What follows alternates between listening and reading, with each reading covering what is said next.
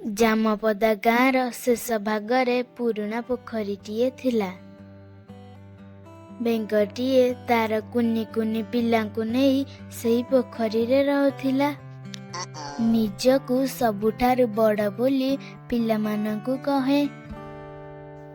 ଦିନରେ ସେ ବାହାରକୁ ଯାଏ ପିଲାମାନଙ୍କ ପାଇଁ ଖାଇବା ଜିନିଷ ଯୋଗାଡ଼ କରିବାକୁ। ଦିନ ଗଡ଼ିଲା ବେଳକୁ ଫେରି ଆସେ। ପିଲାମାନେ ବହୁତ ଖୁସି ହୁଅନ୍ତି ମାଆକୁ ଦେଖି। ଦିନ ସାରା ଯାହା ଦେଖିଥାନ୍ତି ମାଆକୁ କୁହନ୍ତି। ଦିନେ ମା ବେଙ୍ଗ ନଥିଲା ବେଳେ ଗୋଟିଏ ଷଣ୍ଢ ପାଣି ପିଇବା ପାଇଁ ପୋଖରୀ ଘାଟକୁ ଆସିଲା। ତାର ବିରାଟ ବଡ଼ ଚେହେରା ଦେଖି ବେଙ୍ଗ ଛୁଆମାନେ ଜଳ ଜଳ କରି ତାକୁ ଚାହିଁଥାନ୍ତି। ଷଣ୍ଢ ପାଣି ପିଇ ତା ବାଟରେ ଚାଲିଗଲା। ସେଦିନ ସଞ୍ଜ ବେଳକୁ ମା ବେଙ୍ଗ ଆସିଲା। ଛୁଆମାନେ ତା ଚାରିପଟେ ଘେରି ଯାଇ କହିଲେ, ମା ମା ଆଜି ଆମେ ଗୋଟିଏ ବିରାଟ ଜୀବ ଦେଖିଲୁ।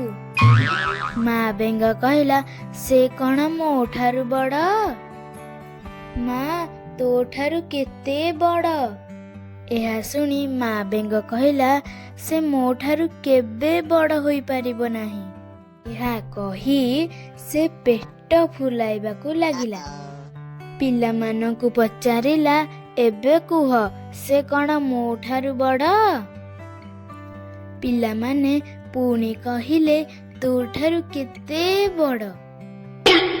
ମା ବେଙ୍ଗ ଆହୁରି ପେଟ ଫୁଲାଇଲା, ପଚାରିଲା, କ'ଣ ଏତିକି ବଡ଼? ପିଲାମାନେ କହିଲେ, ନା ଆହୁରି ବଡ଼। ଏହିପରି ସେ ବେଳକୁ ବେଳ ନିଜକୁ ଅଧିକ ଫୁଲାଇବାକୁ ଲାଗିଲା। ପେଟକୁ ଏତେ ଅଧିକ ଫୁଲାଇଲା ଯେ ଶେଷରେ ପେଟଟି ଠୋ ହୋଇ ଫାଟିଗଲା। ଏଥିରୁ ଆମେ କ'ଣ ଶିଖିଲେ? ନିଜକୁ ସବୁଠାରୁ ବଡ଼ ମନେ କରିବା ଖରାପ କଥା।